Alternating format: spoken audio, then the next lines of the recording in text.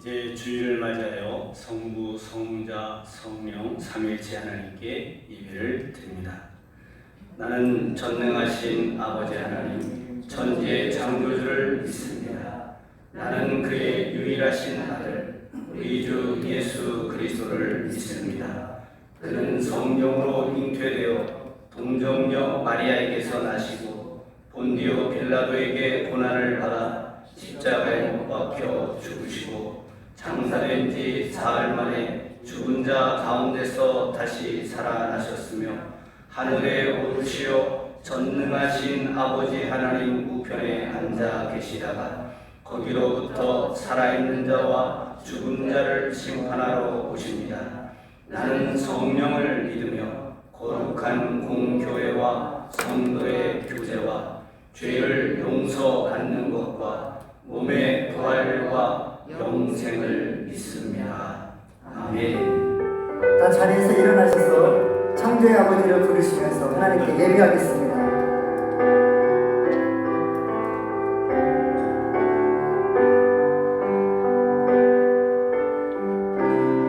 창조의 아버지 그 섭리 보이사 택하신 세대 일으키려 이 땅을 고치소서. 주의 능력 만물이 사모하니 성령의 기름 부어 주사 이 시간 임하소서. 주 영광 여기 임하사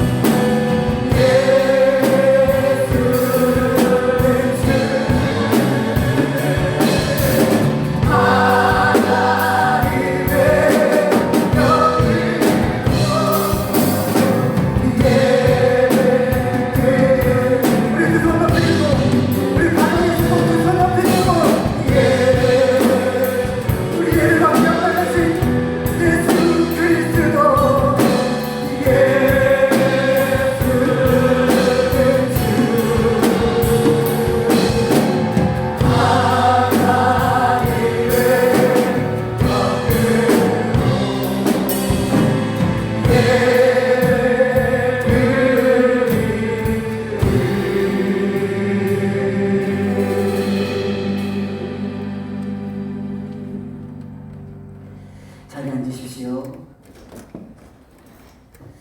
할렐루야. 할렐루야. 네, 우리가 위축되지 않고 하나님 앞에 예배했으면 좋겠습니다. 이 시간에 우리가 한번 축복하는 시간을 서로 가졌으면 좋겠는데요. 서로를 보면서 정말 앞뒤좌우로 또 여기 계신 우리 권사님들이 영상으로 예배하시는 분들 축복해 주실 겁니다. 우리 함께 당신은 소중한 사람 함께 찬양하겠습니다.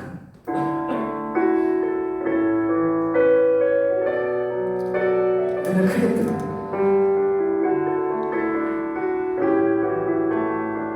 당신은 소중한 사람, 당신은 소중한 사람, 당신은 소중한 사람, 이 세상에 하나뿐인 당신은 너무나도 소중한 사람. 당신은 소중한 사람, 당신은 소중한 사람, 이 세상에 하나뿐인 당신은 너무나도 소중한 그런 여러분을 축복합니다. 주님의 이름으로 그런 당신을 사랑해요. 그런 당신을 축복해요.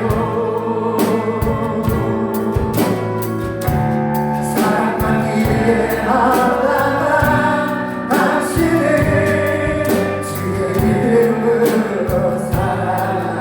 우리 한번 당신은 소중한 사람, 당신은 소중한 사람, 정말 소중합니다. 당신은 존귀한 사람, 이 세상에 하나뿐인 당신은 너무나도 소중한 그런 당신을 사랑해요. 그런 당신을 사랑해요. 그런 당신을 축복해요. 사랑받기에 합당한 당신을 주의 이름으로 사랑해요. 자신을 축복합니다. 자신의 손에 가슴에 얹고 정선이 소중한 사람, 자기 이름을 들어가면서 가슴에 손을 얹고 정선이는 소중한 사람, 이 세상에 하나뿐인 정선이는 너무나도 소중한. 우리 한번 더 크게 자기 이름 불러가면서 정선이는 소중한 사람, 정선이는 소중한 사람, 이 세상에 하나뿐인 정선이는 너무나도 소중한 그런 나를 사랑해.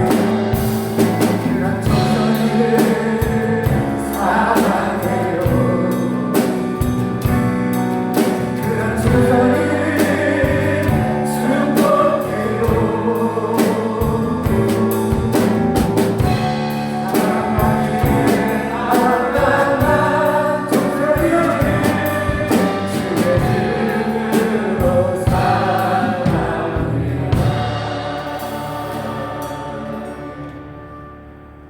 내 자신에게 손뼉 치면서 사랑한다, 사랑한다. 시작. 사랑한다. 남을 위한 배려는 때는 있어요, 그죠? 내 자신에 대한 배려와 사랑이 좀 인색하고 부족하지 않나 싶습니다. 우리 시간에 힘차게 손뼉 치면서 성령이여 임하소서, 힘 있는 찬양입니다. 손뼉 치면서 함께 찬양하겠습니다.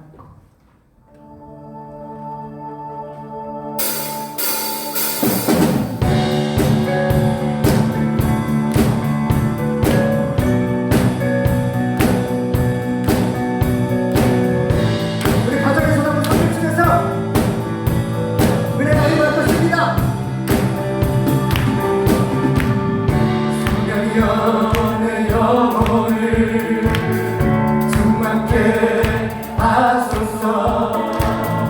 내 속에 강물이 넘쳐나게. 성령의 영혼을 충만케 하소서. 내 속에 강물이 넘쳐나게. 오 성령 하나님,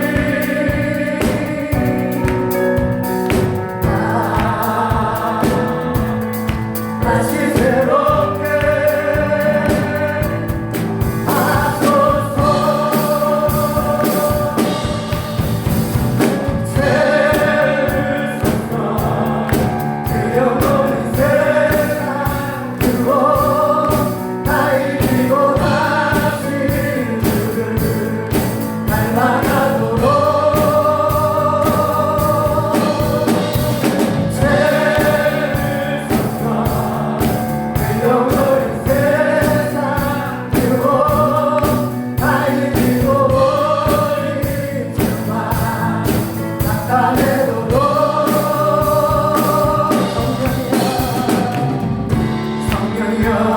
내 영혼을 충만케 하소서.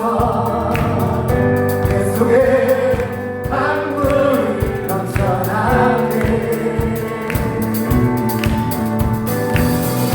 성령이여 내 영혼을 충만케 하소서. 내 속에 강물이 넘쳐나게. 하나님, 오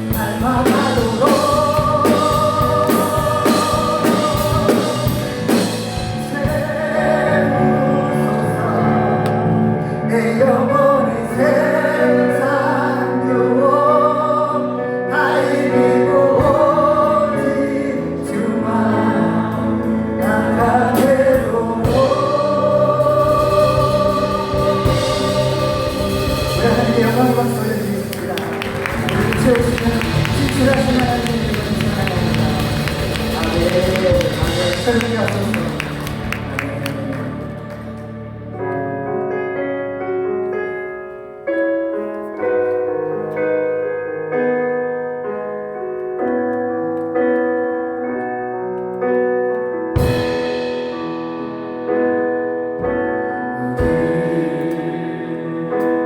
함께 기도해 주 앞에 나와 무릎 꿇고 긍휼 베푸시는 주 하늘을 향해 두 손 들고 하늘 문이 열리고 은혜의 빛으로 음악을 내리도록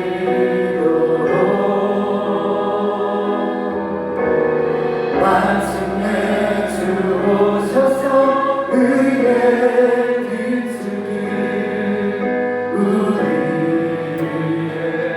부르시도록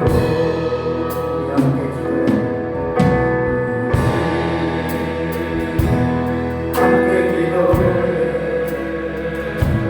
주 앞에 나와 무릎 꿇고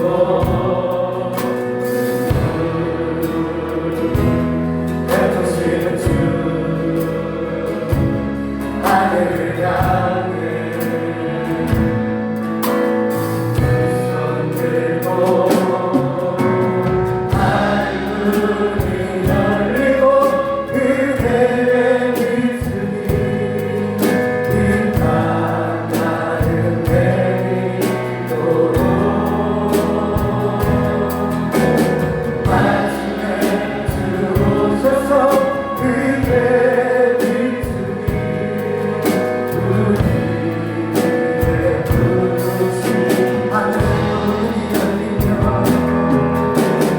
하늘문이 열리고 그대의 빛으로 이 땅 하늘 내리도록 마침내 주 오셔서 그의 빛으로 우리를 위해 부르신 하늘문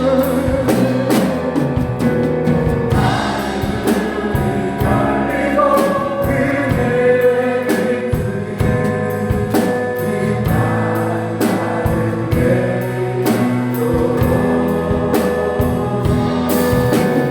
마침내 주 오셔서 그의 빛으로 우리를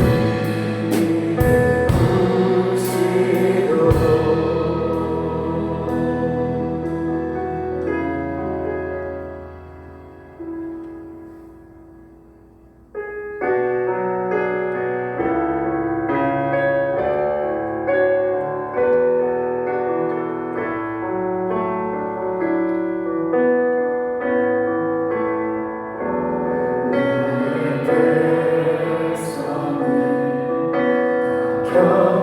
경비하여 내게 기도하며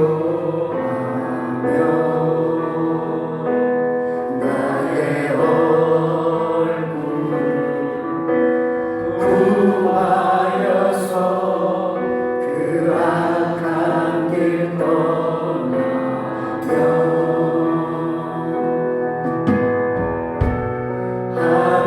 하늘에서 듣고 죄를 사하며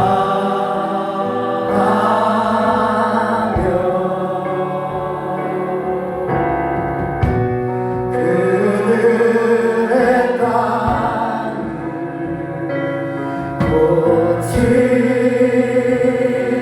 고치리라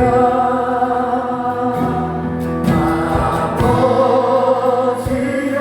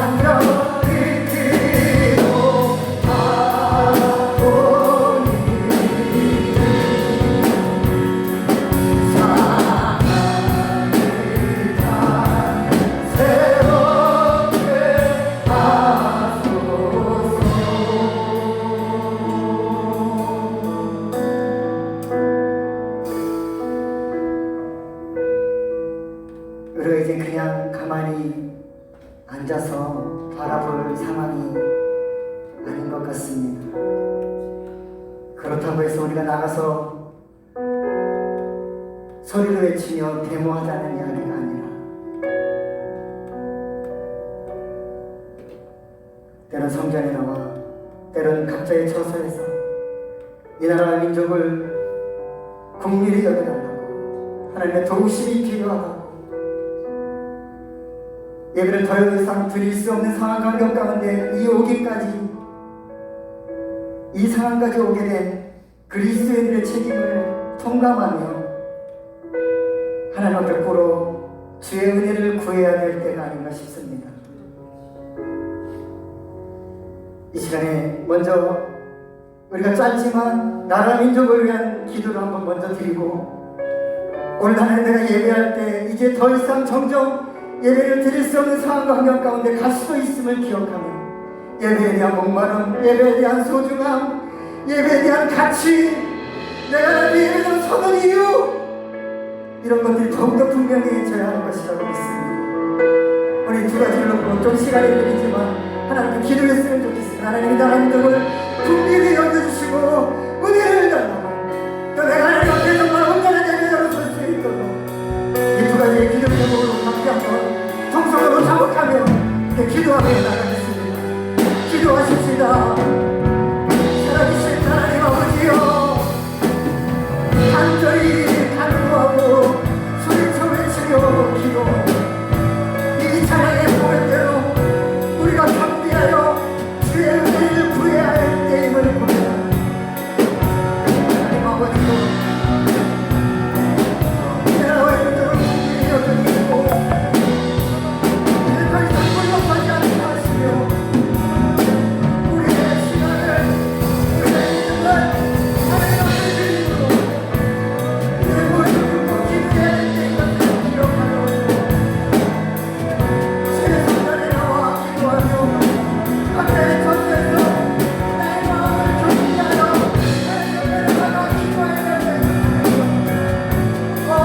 하나님이여 이 나라 민족을 국민이 여겨주시고 자기와 사랑을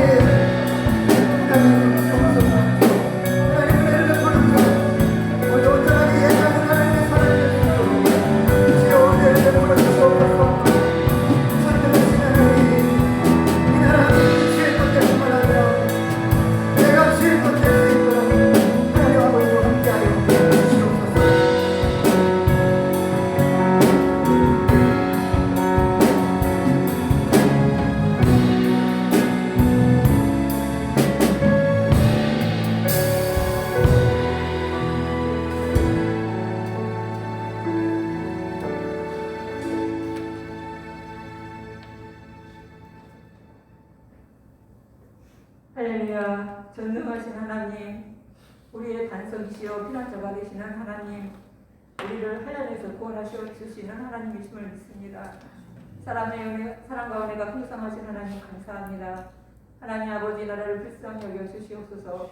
하나님이 다스리는 나라가 되어서 진리의 평화, 참 정의가 흘러넘치는 복된 주님의 나라가 되게 하여 주시옵소서. 하나님 아버지 코로나19가 확산되어져서 전국으로 퍼져갑니다. 교회에서 예배드리기가 어려운 그런 시절이 왔습니다. 주님, 이 상황이 너무나도 안타깝고 마음이 아픕니다.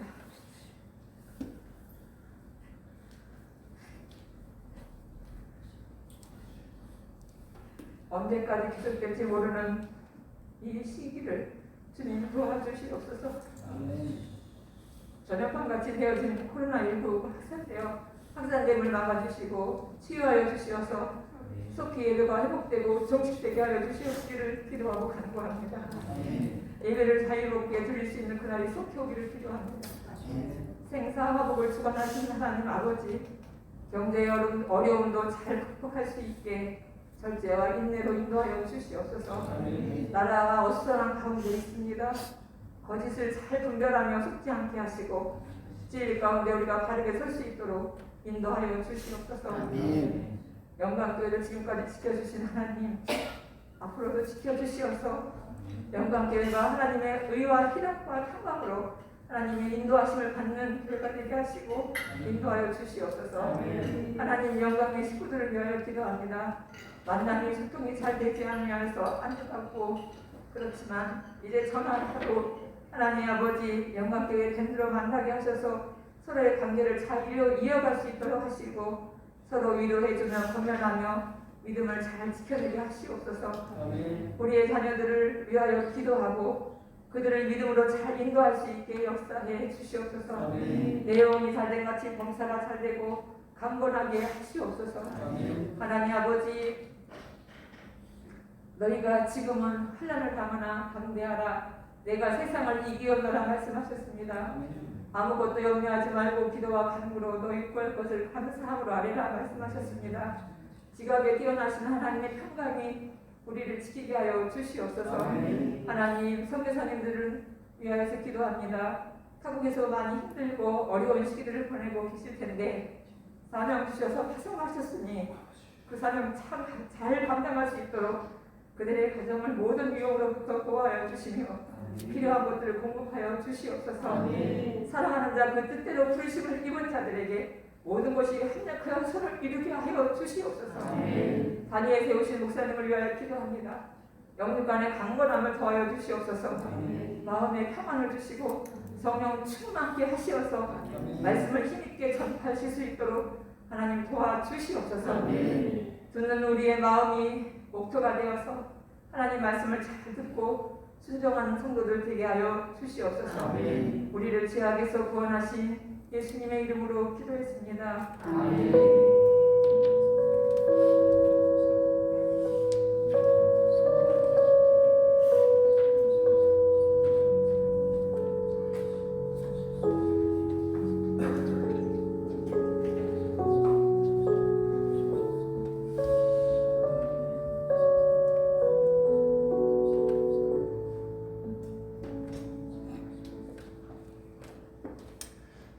하나님의 말씀은 시편 107편 33절에서 43절입니다. 시편 107편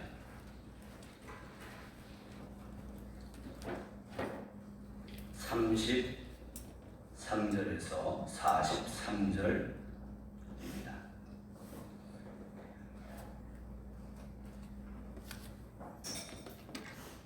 페이지 884쪽입니다.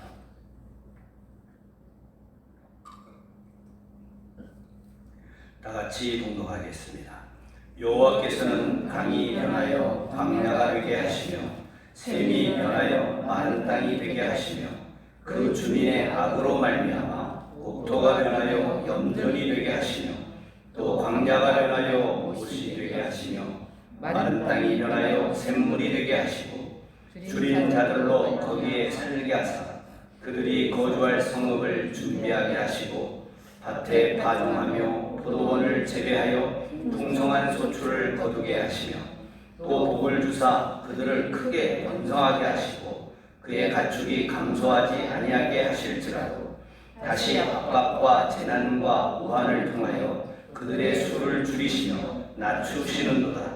여호와께서 고관들에게는 능력을 쏟아 부으시고 길 없는 광야에서 유리하게 하시나 궁핍한 자는 그의 고통으로부터 건져주시고 그의 가족을 양떼같이 지켜주시나니 정직한 자는 보고 기뻐하며 모든 사악한 자는 자기 입을 봉하리로다.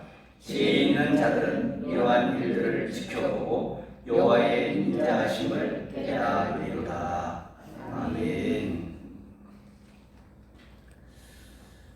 징계와 축복이라는 제목으로 하나님의 말씀을 전하고자 합니다. 언젠가부터 기독교인 또는 교회가 사회적인 불신을 얻기 시작했습니다. 어느 날 갑자기 그렇게 된 것은 아니고 서서히 불신의 정도가 깊어가며 이제 예수 믿는 사람이나 믿지 않는 사람이나 별 차이가 없는 시대가 되었다고 생각이 듭니다. 옛날에는 면접을 볼 때 저는 교회를 다닙니다 그렇게 말하면 저 사람은 좀 정직하겠다, 믿을만하다, 그런 생각을 사람들이 자연스럽게 했습니다. 그래도 하나님을 믿으니까 거짓말은 하지 않겠지, 뭐 이런 아주 당연한 생각을 했습니다. 그런데 요즘은 기독교인이라고 면접 서류에 쓰면 오히려 이상한 눈으로 보는 경향도 있습니다. 이 사람 또 와서 이상한 짓 하는 거 아니야? 이렇게 생각하는 세상이 된 것을 참으로 우리가 가슴 아프게 생각해야 할 것입니다. 여러 가정이 있겠지만 어쨌든 지금 우리는 비대면 예배라고 하는 것을 드리고 있습니다. 이것은 교회에 대한 사회적 불신의 결과이다, 그렇게 생각합니다. 교회가 가장 모범적으로 이 모든 코로나 사태에 잘 대처해 주기를 바랬지만 그렇게 되지 못한 부분이 있어서 교회가 비대면 예배를 드릴 수밖에 없는 현실이 되었습니다. 어떤 사람은 말합니다. 뒤에 무슨 음모가 있는 거 아니냐? 또 한 교회의 잘못을 왜 모든 교회의 잘못으로 돌리느냐? 여러 가지 얘기를 하겠지만은 그런 것들을 다 떠나서 이 모든 일은 하나님이 허락하신 일이다. 하나님께서 이러한 상황을 우리에게 허락하셨다는 것을 우리가 정직하게 살펴보아야 할 것입니다. 이런 상황이 사단적 세력의 핍박일까? 아니면 하나님의 징계일까? 한 번쯤은 진지하게 고민해 보아야 합니다. 저는 역사적으로 교회가 많이 늘어나고 교인, 그리스도인의 숫자가 많이 늘어나면서 교회가 타락하는 예를 많이 보았습니다. 우리 사회 속에서만 아니라 역사 속에서 그런 일들을 많이 확인할 수 있어요. 특별히 우리 핍박받던 시대에 교회는 정말 숨어서 예배를 드리고 지하 동굴에서 살아가는, 또 산 저 꼭대기 올라가서 사람이 다니지 않는 곳에 가서 굴을 뚫고 거기서 생활하는 그런 일들이 있었습니다. 콘스탄틴 대제가 기독교를 국교화하면서 많은 사람들이 세례를 받아야 사회적으로 진출할 수 있는 분위기가 만들어졌습니다. 교회에는 많은 사람들이 밀려 들어왔죠. 그러나 그 가운데는 거듭나지 못한 가짜 그리스도인들이 많이 있었던 것입니다. 교회의 수와 교인의 수가 타락을 가져오는 예는 얼마든지 있습니다. 예수님이 단적으로 말씀하셨잖아요. 좁은 문으로 들어가라. 그 좁은 문을 찾는 자는 적다라고 말씀하셨어요. 넓은 문으로 향하는 자는 많다, 그렇게 말씀하셨어요. 그런데 만일 정말 교인들의 또는 그리스도인의 숫자가 많아졌다고 하면, 많다고 하는 기준을 어디다 둬야 될지는 잘 모르겠습니다만은 어쨌든 그리스도인이 많아졌다고 하면 그 그리스도인들은 넓은 문을 향해 가고 있는 그리스도인은 아닐까요? 케냐 얘기를 해서 죄송합니다만 케냐에는 그리스도인들이 꽤 많이 있습니다. 무슬림과 기독교인이 함께 공존하는 나라인데 그 나라의 부정부패는 아무리 고치려고 해도 고쳐지지 않는 고질적인 병입니다. 그렇게 많은 그리스도인들이 있는데 왜 부정부패가 사라지지 않을까요? 예배를 드리는 사람은 많이 있죠. 열정적으로 예배를 드립니다. 그러나 정작 사회 속에서 소금과 빛의 사명은 감당치 않고 있다면 또는 못한다면 하나님이 보시기에 그 예배는 어떤 예배일까요? 보네포라고 하는 신학자는 기독교의 가장 큰 독소를 값싼 은혜라고 말했습니다. 예수 믿으면 다 구원받는다. 교회 나와서 예배만 드리면 다 구원받는다. 정말 주님이 우리에게 주시는 구원은 그런 것입니까? 어떤 사람들은 그리스도의 제자가 되지 않고서도 그리스도인이 될 수 있다고 착각을 합니다. 그리스도의 제자가 되지 않은 그리스도인은 진짜 그리스도인이 아닙니다.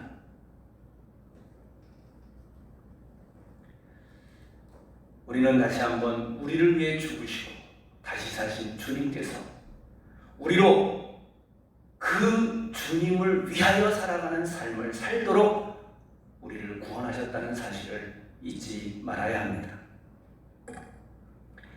솔직히 오늘 한국 교회를 살펴볼 때에 기복신앙을 극복하지 못했다고 생각합니다.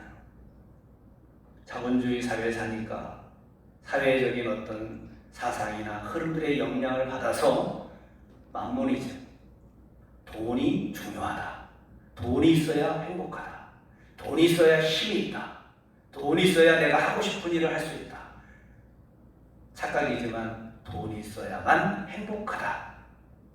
돈이 많을수록 행복하다. 이런 거짓에 속아 살아가는 사람들이 너무나 많습니다. 하나님과 재물을 겸하여 섬기지 못할 것이다. 주님은 분명히 말씀했지만 우리는 그 말씀을 심각하게 생각하지 않습니다.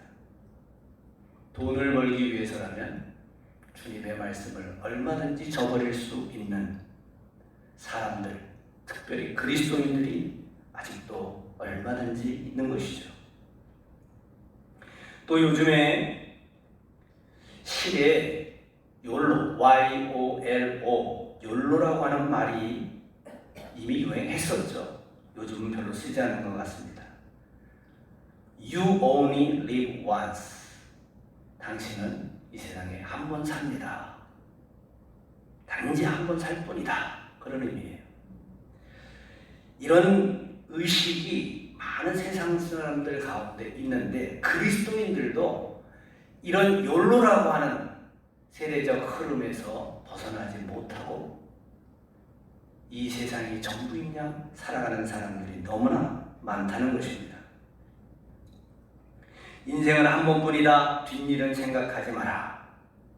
불확실한 미래를 대비하여 전전긍긍하기보다 미래에 대한 대비를 그만두고 현재의 삶에서 최대한 즐거움을 누려라. 이게 욜로예요. 어차피 한 번 죽는 거니까 사는 동안에 최대한 누리며 살자는 거죠. 이 세상 행복만을 생각합니다. 정말 그것이 올바른 삶의 목적이고 태도입니까? 그리스도인들은 과연 거기서 벗어나 있습니까? 그리스도인들이 추구하는 행복은 거룩함의 행복입니다. 그리스도와 함께하는 행복입니다. 하나님이 주신 복을 하나님의 뜻대로 잘 누리는 행복입니다. 이것은 절제의 행복이고 나눔의 행복입니다. 하나님 나라에 참여하는 소망, 영원한 소망이 있는 행복입니다. 그런데 기독교 안에는 아직도 이스라엘 백성들이 섬겼던 바알과 아세라와 같은 우상들이 득실거리고 있습니다. 우리의 마음속에, 우리의 교회 가운데 아직도 그 우상들이 세워져 있다고 저는 판단합니다. 오늘 우리가 비대면 예배를 드리면서 이와 같은 상황에 이른 것은 하나님의 징계라고 저는 생각합니다. 그러나 우리를 사랑하셔서 주시는 징계라고 생각해요. 이 징계 속에는 하나님의 메시지가 담겨져 있습니다. 우리 예배가 더 이상 아모스 때의 제사와 같아서는 안 되겠습니다. 제사는 열심히 드리는데 사회적 공의는 이루어지지 않는 그런 사회. 또 말라기 때 제사도 있죠. 하나님 앞에 제사를 드릴 때 저는 것, 눈먼 것들을 드리면서 하나님 앞에 제사를 드리고 그 제사로 오히려 하나님을 모욕하는 일을 했습니다. 여러분, 우리는 정말 이런 제사, 이런 예배로부터 벗어난 정말 올바른 예배를 드리고 있는 것입니까? 우리의 예배는 하나님을 높이는 예배입니까? 아니면 우리 예배는 정말 그 예배를 드림으로 말미암아 사회적 정의를, 하나님의 나라를 이 세상에 이루는 하나의 동기를 부여하고 힘을 얻는 예배입니까? 예배 드렸다는 형식적 만족에 빠져 있지는 않습니까? 하나님이 그 형식적 만족을 깨뜨리시는 것 같아요. 나 예배 드렸어. 그러나 하나님이 받으시지 않은 예배, 자신은 스스로 만족하지만 하나님과는 아무 관계가 없는 예배를 드리는 그리스도인들이 너무나 많기 때문에 하나님이 비대면 예배로 전환시키신 것은 아닌가.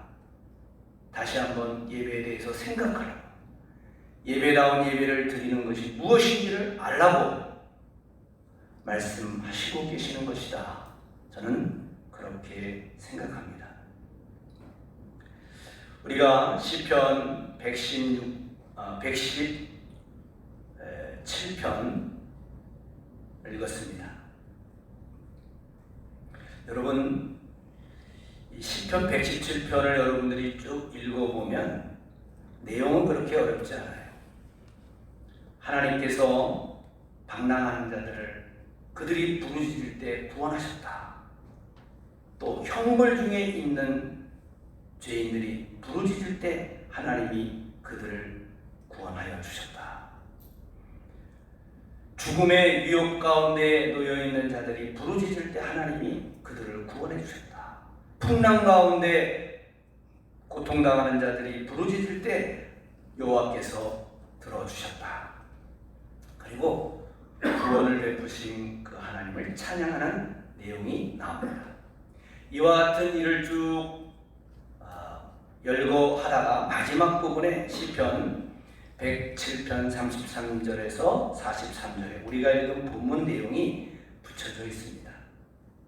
그 내용은 간략하게 요약하면 징계와 축복이 모두 하나님의 사랑의 역사임을 깨달으라 하는 것입니다. 여러분 한번 확인해 보시기 바랍니다. 여러분 주보에도 있습니다. 저는 연대기 성경으로 읽습니다. 시편 107편 33절에 여호와께서는 강을 광야가 되게 하셨으며 넘치는 샘을 마른 땅이 되게 하셨다. 심판이죠. 과일 맺는 땅을 소금밭이 되게 하신 것은 거기에 사는 사람들이 악하기 때문이었다. 하나님이 악을 보시고 재앙을 내리신 거예요. 징계하신 것이죠. 그런데 바로 이어서 35절에는 여호와께서는 광야를 연못이 되게 하셨고 마른 땅을 샘으로 바꾸셨다. 축복이죠.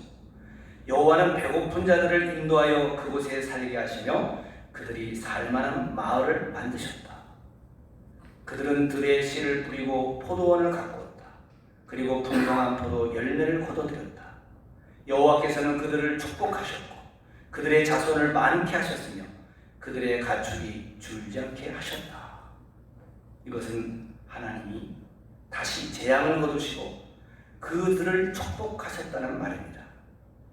39절의 내용이 좀 바뀝니다. 그러나 다시 압박과 재난과 고난으로 그들의 수요가 줄어들었다. 여호와께서 그들을 낮아지게 하셨다. 높은 자들을 부끄럽게 하신 여호와께서 그들을 길 없는 광야에서 방황하게 하셨다. 다시 또 그들을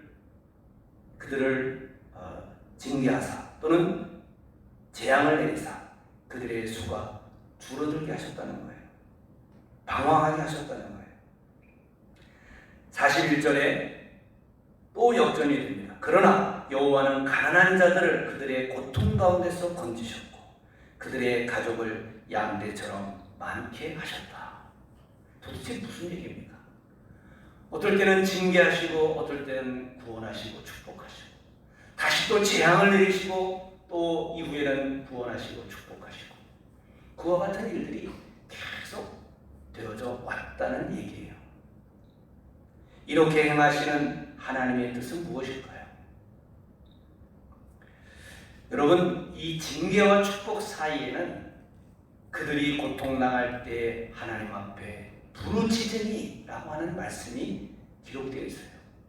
시편 107편에 중간중간에 보면 나와 있습니다. 107편 6절에 그때 그들이 고통 가운데 여호와께 부르짖었다. 이렇게 나와. 13절에 그때 그들이 고통 중에 여호와께 부르짖었다. 19절에도 그때 그들이 괴로움 가운데서 여호와께 부르짖었다. 똑같습니다. 28절 그때 그들이 고통 중에 여호와께 부르짖었다. 그 부르짖음을 들으시고 하나님이 구해 주셨다고 기록하고 있습니다. 왜 이런 일들이 계속 반복되는 것입니까? 그것은 하나님께서 우리를 연단하시는 방법이에요. 여러분, 그와 같은 방법이 아닌 다른 방법으로 우리가 정말 거룩한 삶을 지향하는 변화된 삶을 살아갈 또 다른 길이 있을까? 저는 없다고 생각합니다. 하나님은 하나님의 완전한 지혜 가운데서 우리를 연단하세요. 범죄할 때, 하나님의 뜻을 어길 때 징계하시고 자신의 죄를 깨닫고 하나님을 향하여 부르짖을 때 그들을 구원하십니다. 그러나 그들의 마음이 한결같지 않아요. 또 다시 하나님을 떠나고 범죄하면 징계를 하시고 돌이켜 회개하고 부르짖으면 구원하십니다. 107장 42절 43절이 핵심적인 결론입니다. 정직한 사람들은 이것을 보고 기뻐하지만 악한 사람들은 불만스럽게 입을 다물고 있다. 정직한 사람, 의를 사모하고 의롭게 살려는 뜻이 있는 사람, 그들은 하나님이 행하시는 일을 즐거워한다. 이렇게 행하심이 마땅합니다. 그것을 받아들이는 거예요. 하지만 악한 사람들은 하나님의 이와 같은 징계와 축복 또는 징계와 구원을 불만스럽게 생각하는 거죠. 왜 이런 고통을 주십니까? 원망하는 것이죠. 지혜 있는 사람들아 이러한 일들에 귀를 기울이며 여호와의 크신 사랑을 생각하라. 지혜로운 사람은 하나님을 깊이 생각하는 사람이에요. 그들은 이 모든 것 속에 있는 하나님의 사랑을 깨닫는 사람이에요. 하나님이 사랑하셔서 우리에게 징계도 주시고 축복도 해 주시는구나. 여러분, 우리는 정말 많은 축복을 누려왔습니다. 요즘 더욱 그것을 느끼지 않습니까? 우리가 좋은 세월을 살았구나.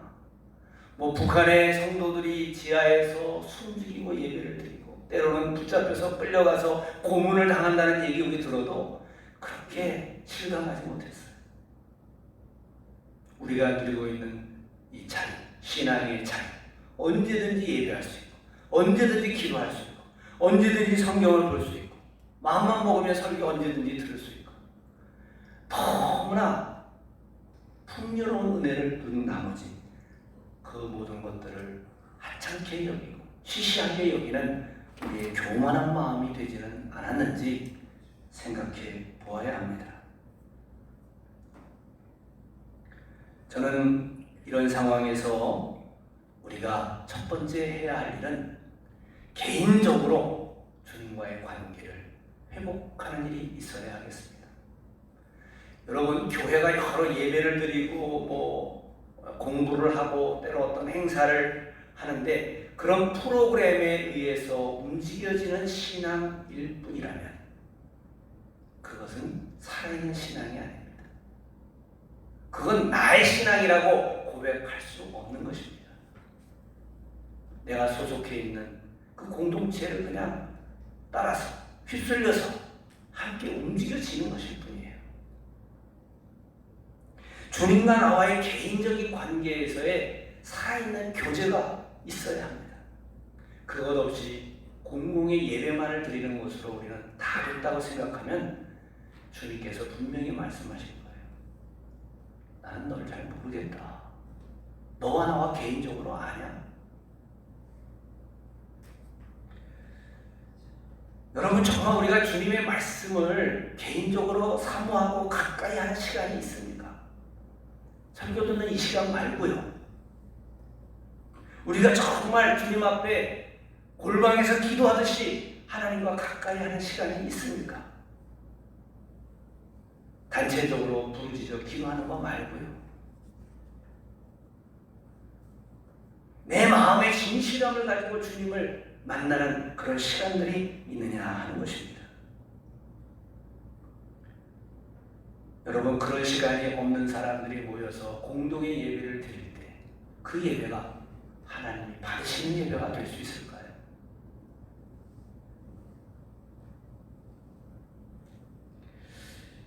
지금 우리가 해야 할 일은 무엇인가? 저는 이 징계의 메시지를 분명히 듣고 정말 하나님과 개인적인 관계 속에서 친밀함을 회복하고 내가 주님과 함께하고 있다.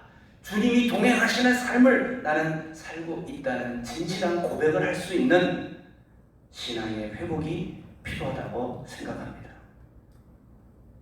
주님이 우리를 그런 방향으로 내어 모시는 것 같아요. 여러분, 이제 하나의 시험의 때가 왔습니다.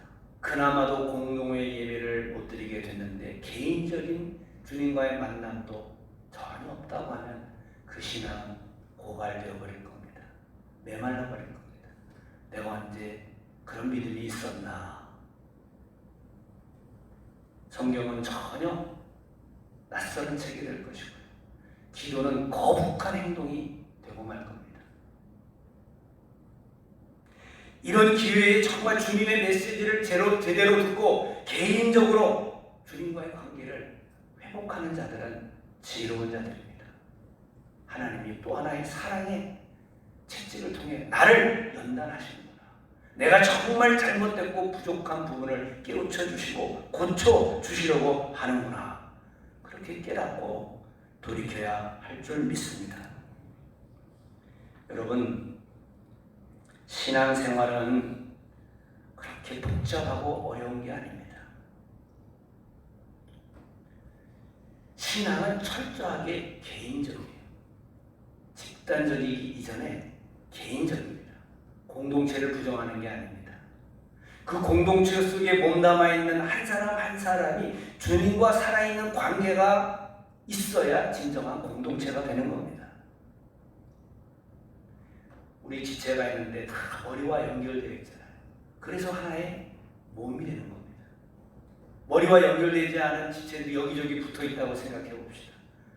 그게 하나의 공동체라고 말할 수 있나요?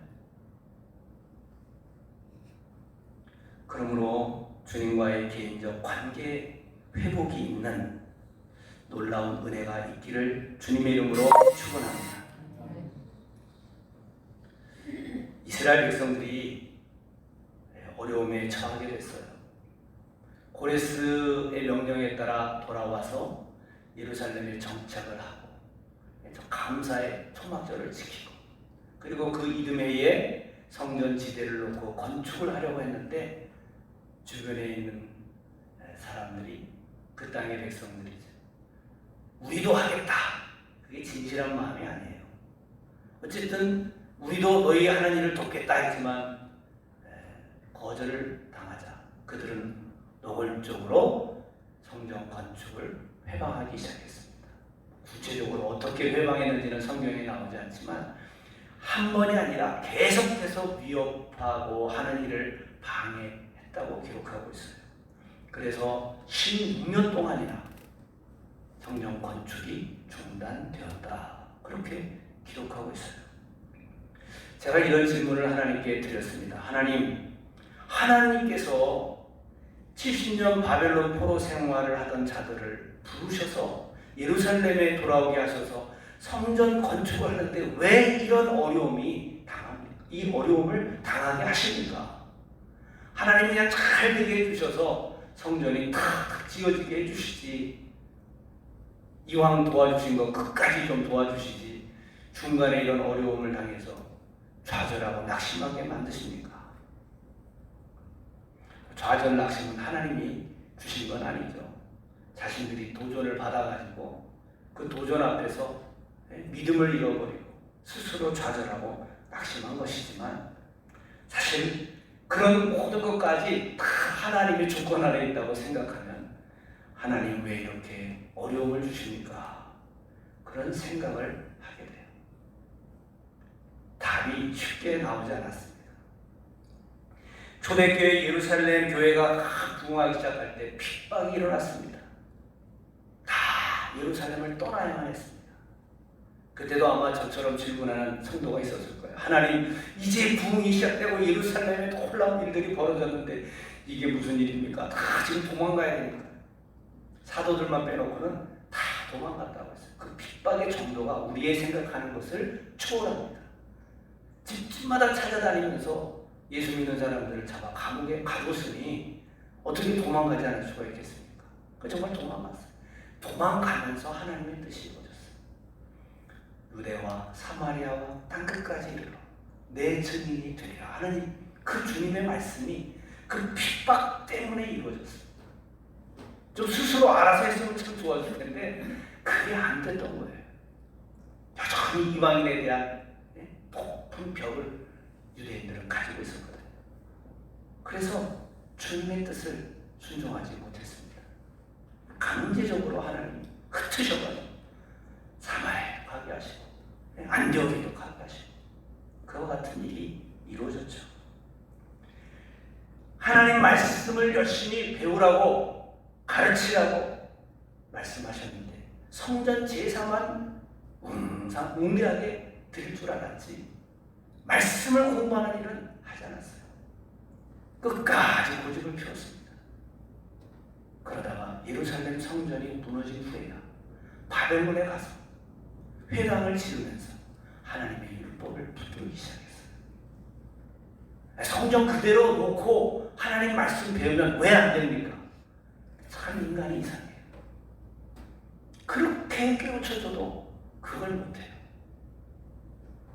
여러분, 율법을 알지 못하는 사람이 속죄 제사를 드리는 것은 무슨 의미가 있습니까? 자기 죄도 제대로 깨닫지 못하면서 제사를 많이 드리면 달라지겠습니까? 그래서 예루살렘이 무너진 거예요. 때로는요, 우리가 알지 못하는 고난이 있습니다. 고난의 의미를 그때그때 다 깨달으면 얼마나 좋겠어요. 사실 저는 설교 준비하면서 4가지 답을 적어왔어요. 그거 말하려면 한 10분 걸립니다. 왜 하나님 성전 건축을 다시 하는데 이런 어려움을 주셨습니까? 설교를 해야 되니까 기도하면서 머리를 쥐어짜면서 4가지 답을 적어왔어요. 근데 말씀을 드리고 싶지 않아요 지금. 왜냐하면 이 답이 정답일 것 같지가 않아요. 모르겠어요 솔직히. 때로는 왜 그렇게 하시는지 잘 모를 수도 있어요. 그런데도요, 하나님은 그 징계를 통해서 우리를 변화시키시는 분이세요. 우리가 깨닫지 못할 때도 나도 알지 못하는 사이에 변화를 받는 거죠. 저는 이 예배를 제대로 드릴 수 없는 이 상황에서 어떤 사람이든지 뭔가 내가 이대로 있으면 안 되겠다 그런 그 경각심을 가지고 개인적으로 하나님 말씀을 듣고 개인적으로 더 교회에 평상시에 오는 사람이 몇 명이나 있습니까?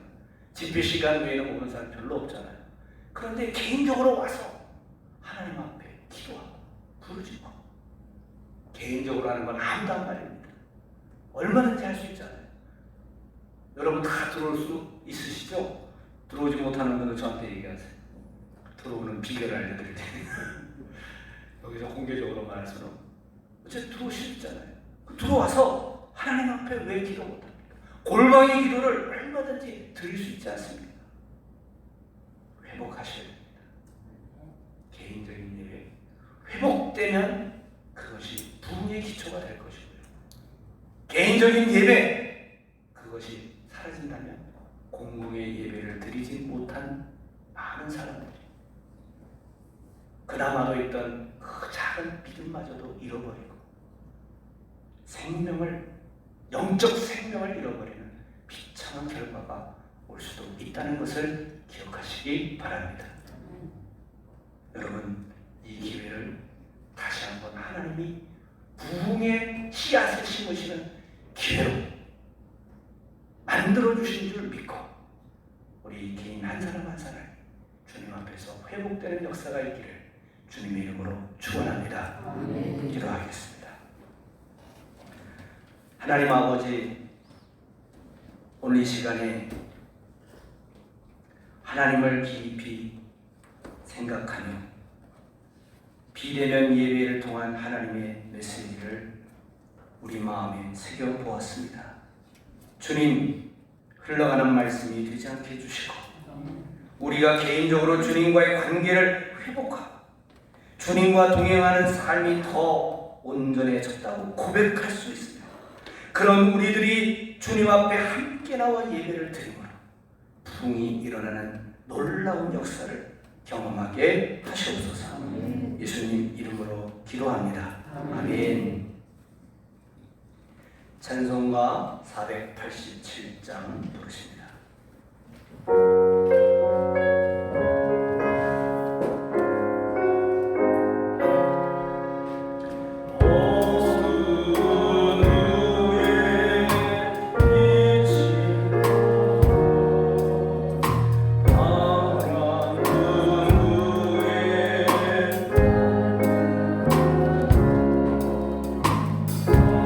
나니 후에 해빈 나며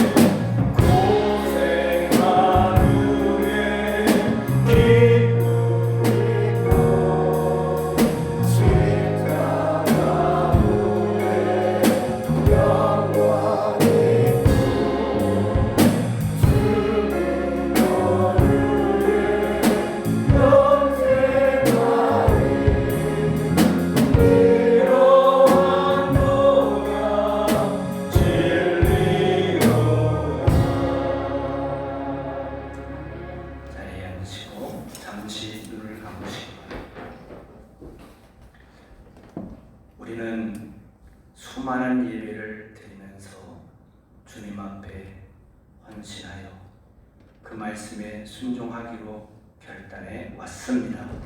그런데 우리는 어떤 열매를 맺었습니까? 주님이 기뻐하시는 열매를 드릴 수 없다면 이 모든 헌신과 결단이 무슨 의미가 있겠습니까? 이제 우리가 정말 들은 말씀을 따라서 기도하면서 주님, 내 힘으로 할 수 없음을 고백합니다. 내 의지가 너무 약합니다. 유혹에 너무 쉽게 넘어집니다. 주님, 우리는 마음을 세상에 빼앗기기 쉽고 주님을 향하여 초점을 맞추지 못할 때가 많습니다. 주님, 우리를 불쌍히 여겨주시옵소서. 주님과의 교제가 회복되게 하시고 주님과 동행하는 삶을 살게 하여 주시옵소서. 그래 우리가 모일 때는 승리의 감사와 찬송이 넘치는 예배를 드리게 해주시고 우리 주님의 이름에 영광을 돌리게 하시옵소서. 이 시간 우리 같이 기도하겠습니다. 하나님 아버지, 가져온 우리가 이때는 예배로만 전에 경험하지 못했던 이 사건 속에 담겨있는 주님의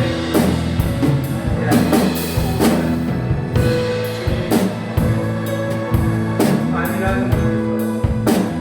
썬데이 크리스찬으로 살아가는 정말 주님과의 개인적인 만남의 시간들이 은밀한 곳에서 주님께 기도하는 믿음의 기도가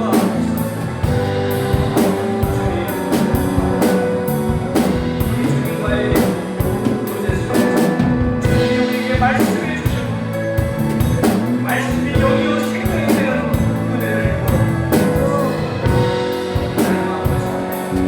너무나 정식으로 세상에서는 세상의 흐름을 따라서 교회에서는 교회의 흐름을 따라 나와 함께 하시는 주님과 관계없는 삶을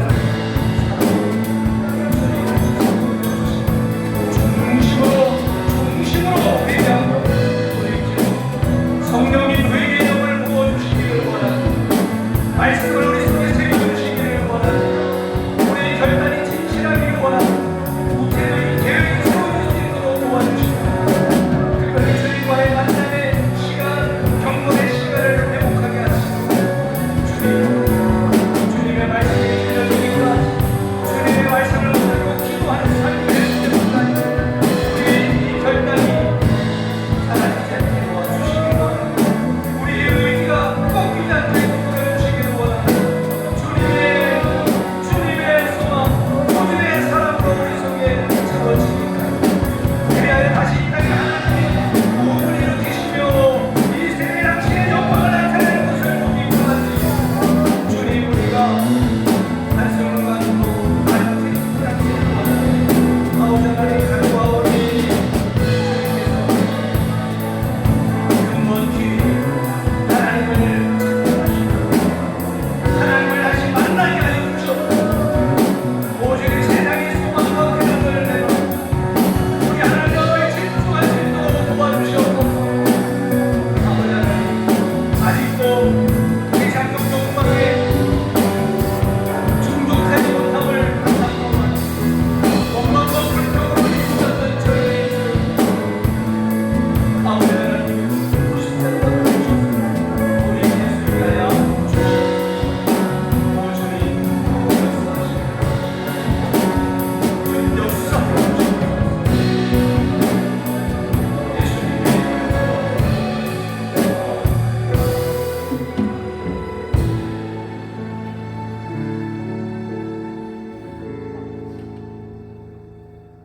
하나님 아버지, 예배의 자리에 있음을 감사드립니다. 영상을 통해서 예배하는 한 사람 한 사람 주님 만나 주시고 말씀을 그 심령에 새겨 주시고 그곳에서도 주님을 다시 한번 경배할 수 있도록 주님과 관계가 회복될 수 있도록 이끌어 주시기를 원합니다. 주님, 예물을 구별하여 드렸습니다. 물질만 드리지 않기를 원합니다. 감사가 함께 드려지기를 원하고 우리의 몸을 주님께 드리기를 원합니다. 주님 성령으로 다시 한번 새롭게 하셔서 주님과 동행하는 참된 그리스도인이 되게 하여 주시옵소서. 하나님 아버지, 축복의 때나 징계의 때나 주님의 사랑이 한결같음을 감사합니다. 이를 기뻐하며 우리 마음을 확증하여 주님을 섬기게 하시옵소서. 즐거운 일이 있으면 찬송하며 감사하게 하시고 고난의 때에는 엎드려 기도하게 하시옵소서. 주님, 그리하여 언제든지 주님과 함께하는 삶이 이루어지게 하시옵소서. 예수님의 이름으로 기도합니다. 아멘. 교회 소식 말씀을 드리겠습니다. 오늘부터 2주간, 오늘과 다음 주 비대면 예배를 드리게 되었습니다. 참으로 가슴 아픈 일이 아닐 수 없습니다. 하지만 이런 징계도 오히려 축복이 될 수 있음을 믿습니다. 여러분 잘 말씀대로 순종하셔서 좋은 열매를 맺게 되기를 바랍니다. 다른 것들은 여러분들이 참고를 하시고 헌금을 제가 온라인으로 알려드리지 않은 이유가 있습니다. 원래 헌금은 정말 거기에 감사의 내용을 적어가지고 감사와 함께 드려야 되는 것이 원칙이에요. 11조도 일반 감사도 마찬가지입니다. 11조는 모든 주신 것에 대한 감사죠. 또 일반적으로 우리가 드리는 예물, 감사 예물은 거기에 감사의 내용이 적히는 것이 제대로 된 예물입니다. 그런 헌금이 되도록 그런 것이고요. 그러나 정말 피치 못할 사정으로 예배당에 나오기 어렵고 주일날 아침에 와서 이렇게 예배 헌금을 드리고 갈 수 없는 분들은 온라인으로 하셔도 됩니다. 다만 이 정신을 잊지 말아야 되겠어요. 무슨 누구에게 송금하듯이 헌금을 해서는 안 되겠습니다. 그래서 저에게 허락을 받고 그리고 온라인 헌금을 하도록 그렇게 제가 광고를 했습니다. 그렇게 해주시기를 부탁을 드립니다. 저녁 8시에 제자훈련 교재를 가지고 밴드라이브 방송을 통해 강의합니다. 전부 24과로 되어 있고 서론까지 포함하면 전부 30번에 걸쳐서 제자훈련 교재를 강의를 하게 되어 있어요. 근데 제가 이것을 반복할 생각입니다. 연대기 성경 반복하듯이 앞으로 계속 반복할 거예요. 이제 중간 부분을 하고 있기 때문에 어떤 분들은 적극적으로 관심을 갖지 않는 것 같습니다만 어차피 반복할 거니까 지금부터 들으시고 또 처음부터 다시 강의를 하게 될 때 빠지지 마시고 잘 들으시기를 바라요. 훈련이라는 것은 반복입니다. 훈련과 훈련 아닌 것의 차이는 반복이 있느냐 없느냐의 차이예요. 군대에서 엎드려 쏴 이거 총 쏘는 거 훈련할 때 몇 번 반복하는 줄 아십니까? 제가 세보지 않아서 모르지만 100번은 한 것 같아요. 지금 계속 그날은 그 훈련만 했어요. 엎드려 사람 일한다 또 엎드렸다. 그러다 보면 그게 자연스럽게 몸에 배요. 그래야 훈련이 된 겁니다. 그래서 반복을 하니까 오해가 없으시기 바라고 열심히 또 들어주시고 또 때마다 제가 똑같이 하진 않아요. 조금 발전적인 부분들이 있을 겁니다. 여러분들의 적극적 참여를 바랍니다. 새벽 기도회도 비대면 기도회로 계속 모이고 우리 권사님 2분과 저와 양 목사님 4시 새벽 기도를 하면서 방송을 합니다. 여러분 그 시간에 일어나서 같이 참여해 주시면 감사하고요.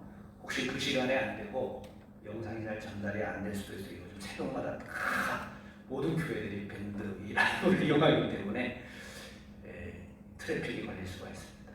그럴 경우에는 여러분들이 좀 늦춰서 6시부터라든지 이렇게 해서 영상을 보고 말씀을 묵상하고 기도하시는 시간을 가지시면 되겠습니다. 또 그것으로 좀 부족할 것 같다는 생각이 들어서 저녁 8시에 시스코 웹을 통해서 연대기 성경 강의를 하는데, 이거는 그냥 일방적으로 하는 것이 아니라 대화식으로 이렇게 연대기 성경을 강의를 하려고 합니다.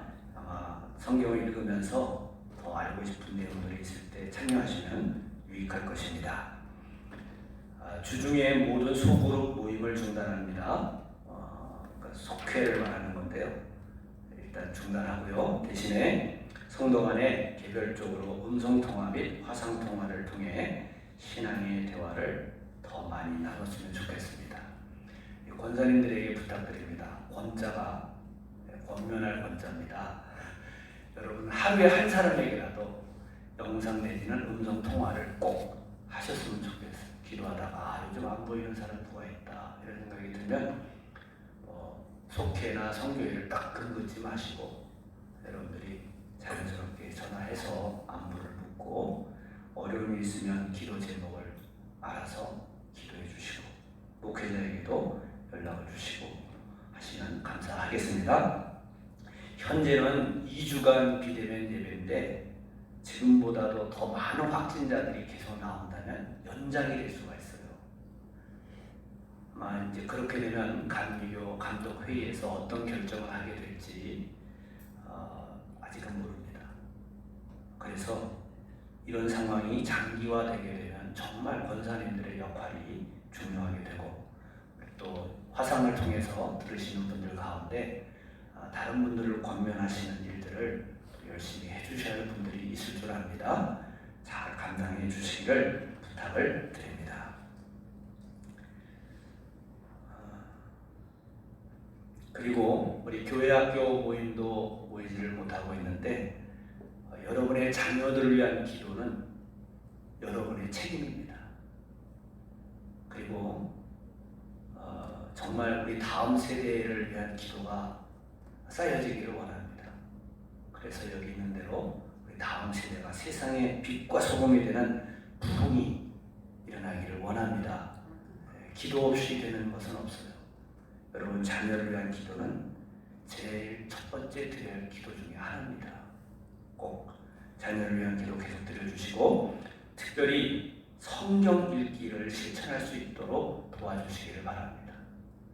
다 읽지 못해도 좋으니까 성경을 가까이 할 수 있도록 어떻게 해서든지 여러분들이 계속 권면하시고 모범을 보여주시기를 부탁을 드립니다.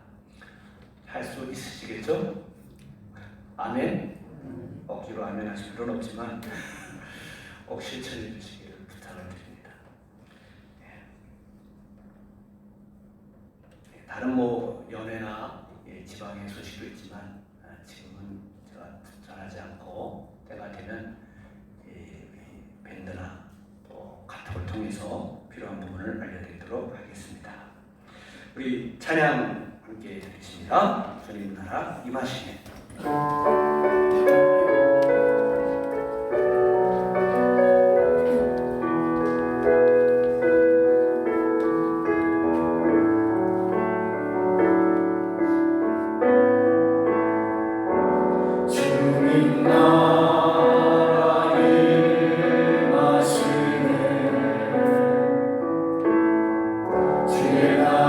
멀지 않았네. 너는